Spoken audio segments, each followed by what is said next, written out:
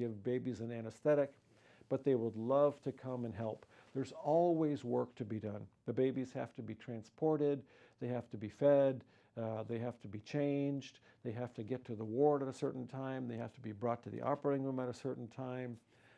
Sometimes they have to be watched, and they have to be given medicines, and their bandages have to be changed. We have instruments that need to be sterilized. People can learn how to scrub and clean instruments and put them in the autoclave. So we have boxes to transport. There's a quartermaster. So there's lots of work to do. There's a big support team. The smallest team that I've ever been with, I think, was about 9 people, and I think the biggest team that I ever traveled with was about 24 or 25. So depending on where we go, that $80,000 to $120,000 in cost goes to the plane tickets and to supplies and to buy sutures and to bring bandages and buy anesthetics and analgesics, etc.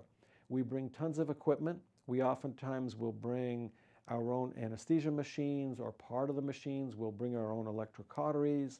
We'll bring our own monitors. Of course, we bring our own surgical instruments. Sometimes we bring our own autoclave, which is a big, heavy, it's like a small oven. It sterilizes the instruments.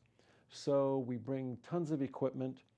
We travel there, and of course, even when the airlines give us discounts, the airline tickets have to be purchased. So there's a lot to purchase. There's a lot to going into these trips. And of course, the Rotary International is the supervising body. And this is more than just one plastic surgeon getting on a plane and bringing a nurse and traveling to another country and starting to operate. There's months of preparation. For example, through the auspices of Rotary International, the San Francisco Rotary Club, say, will communicate with the Buenos Aires Rotary Club, and will agree to have a clinic on a certain time, on a certain day, in a certain village or city, and the word is spread to all the other smaller Rotary clubs, and they tell the pediatricians. And if there is a baby with a cleft lip or a cleft palate, they're instructed to report to a clinic at a certain city on a certain day at a certain time to be evaluated by the arriving Rotary team. And it's not at all unusual for us to arrive to a triage clinic, arrive to a city where there's over 200 children waiting to be evaluated. What you're looking at now is in West Africa, where the incidence is about 1 baby out of every 2,000 born has a cleft. I mentioned before that outside of Shanghai, China, 1 out of every 250 babies born has a cleft. In the western side of South America, it's about 1 out of every 400 babies has a cleft.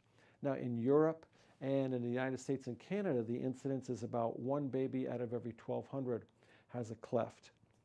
So that's quite a common anomaly, and I think worldwide we consider the number of babies born with cleft lips and palates to be about 300,000 every year. That's quite a few. That's a very common congenital difference, congenital anomaly, congenital birth defect, 300,000 worldwide.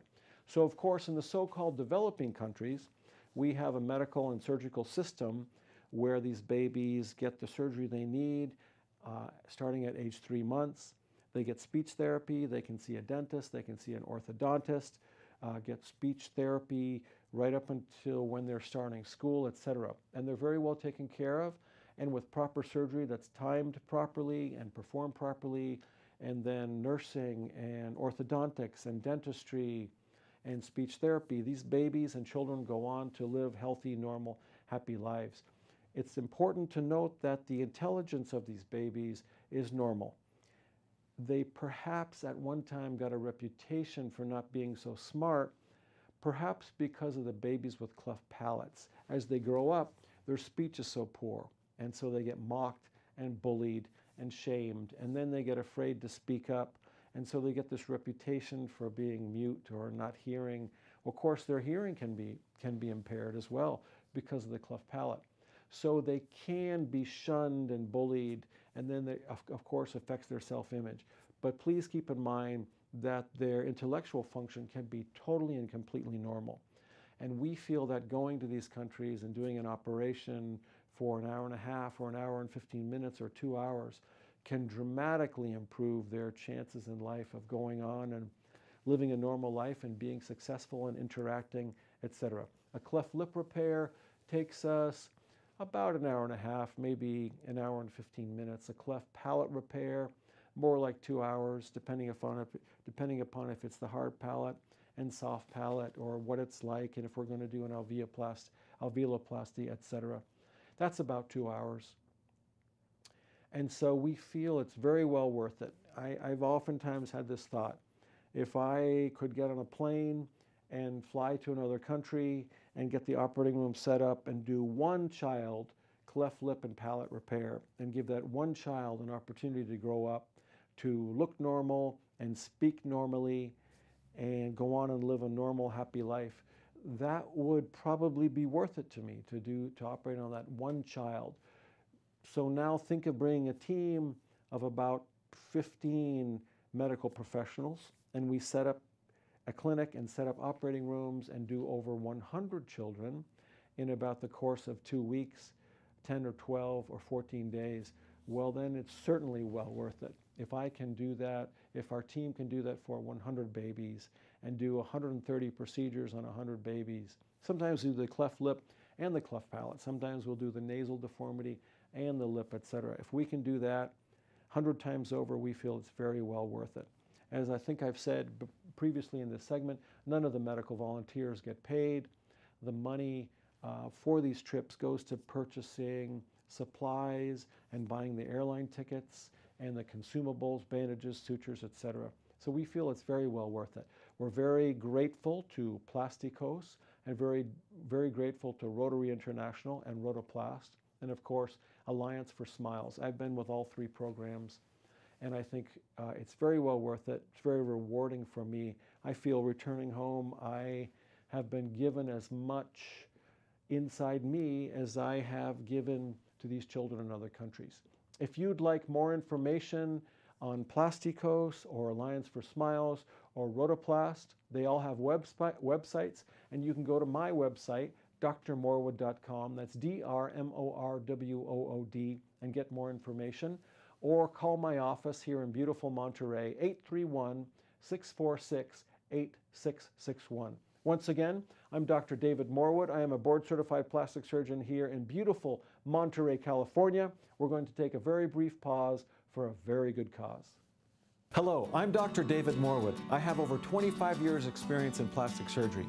Here in California, we all love the outdoors. Golf, tennis, going to the beach. However, the sun can play havoc with the delicate skin on the back of the hands and neck. Call or click today to learn the newest methods for restoration and beautification of the hands, neck, and other areas affected by the sun.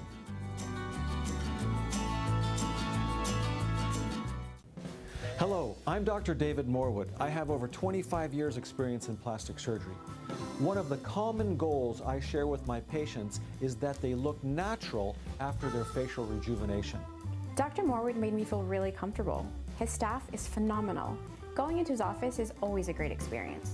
Call or click today to learn how our combined approach of art and science can enhance your natural beauty. Hello, I'm Dr. David Morwood. I have over 25 years experience in plastic surgery. A smooth, firm neckline is a universal sign of beauty in both women and men.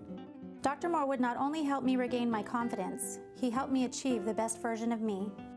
Call or click today to learn how the natural neck lift can rejuvenate your beautiful neck and jawline.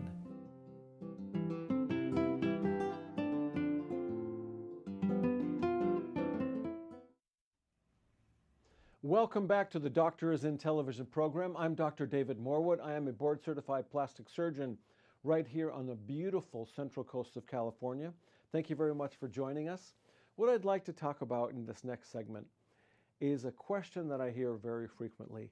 A patient may want to improve their appearance. Everyone wants to look their best. I think it's a normal, natural, healthy part of our DNA. If we see someone on the street who is not concerned about their appearance, well then of course we know that there's something askew. We recognize that there may be something wrong with that person if they're not at all concerned about their appearance. So it's normal, natural, healthy to be concerned about your appearance. Oftentimes a person will not know how to choose between a minimally invasive procedure such as skincare, facials with the esthetician, certain skincare products, and minimally invasive procedures such as Botox injection or fillers. Or they may ask me, when am I a candidate, or why should I have surgery? I think that's one of the most important questions we have in the whole field of plastic surgery. And the most important issue is matching the right procedure to the right person at the right time in their life.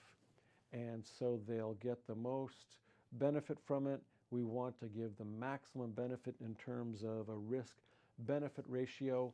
And so what I'd like to do is go through some of these procedures and how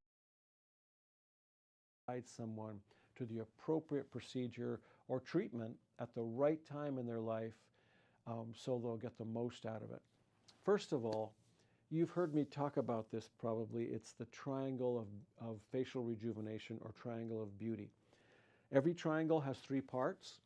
The triangle of facial restoration, or triangle of beauty, has the three corners. The first corner is volume. You've heard me say, as we mature, we tend to lose fat in our face and in our hands, and we put that fat on in the trunk. That's a normal process that goes on as we mature with hormone changes and aging and time, etc. I'm going to say that again. As we mature, it's an unhappy, unfunny practical joke that we lose fat in our face and in our hands, and we put that fat on in the trunk.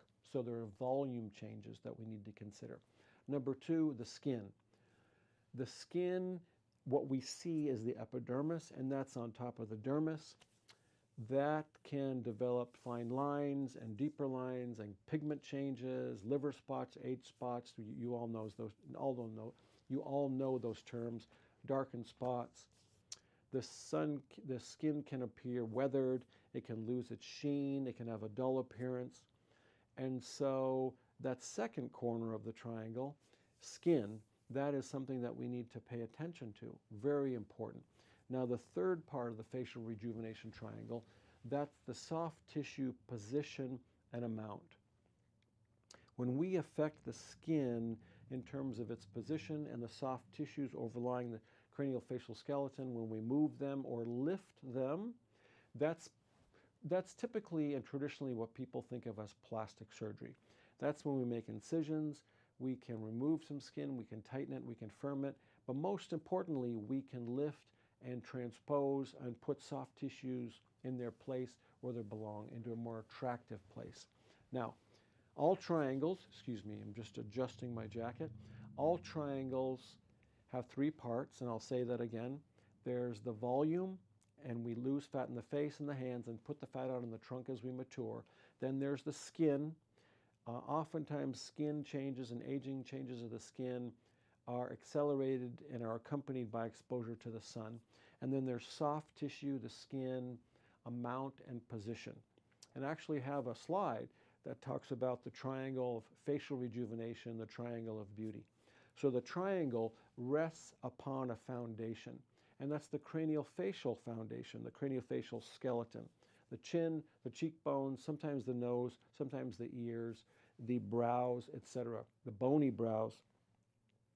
There can actually be changes in the craniofacial skeleton as we mature in age. The maxilla, that carries and holds the upper teeth, that can actually shift and tilt. And so there can be changes in the craniofacial skeleton.